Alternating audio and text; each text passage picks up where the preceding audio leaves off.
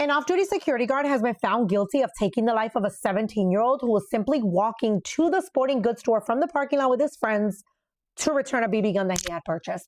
Before I jump into the details, as always, please, a major trigger warning. This is 51-year-old Aaron Brown Myers, who was found guilty on charges of second-degree murder, second-degree assault in the death of 17-year-old Hazrat Ali Rouhani. What do we know? Well, we know that he was employed as a security guard. However, on June 5th of 2024, he was off duty, sitting in his car, waiting for his child to come out of the jiu-jitsu class. This was in the parking lot. When, according to the defense, he sees three men walking towards a sporting goods store and sees a gun. He's assuming that they're going to rob the store. So he gets out of the vehicle. According to surveillance footage, he confronts them and actually pulls a weapon on them. One of the victims that survives actually states that he repeatedly told him that they had airsoft guns. They were not a threat. While they're telling him that, or he's telling him that, he still had to listen to his demands.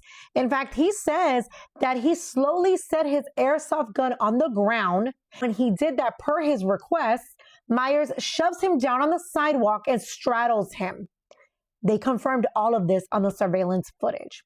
What's even worse is that the last moments of his life were also caught on the surveillance footage. You see, according to that footage, it shows that he had his fingers extended, showing that his hands were empty and he was backing away from him. He had his hands over his head, and then he slowly began to lower one arm while turning away from Myers, who the complaint states then opened fire.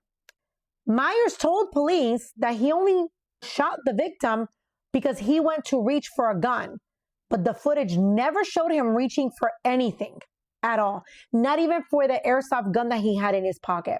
He was shot while he was walking away.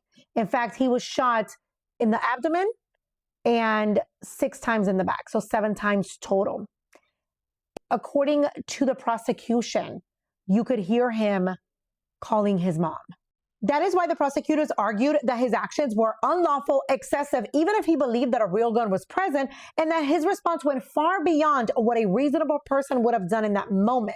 However, the defense team states that no, he acted reasonably to prevent a threat.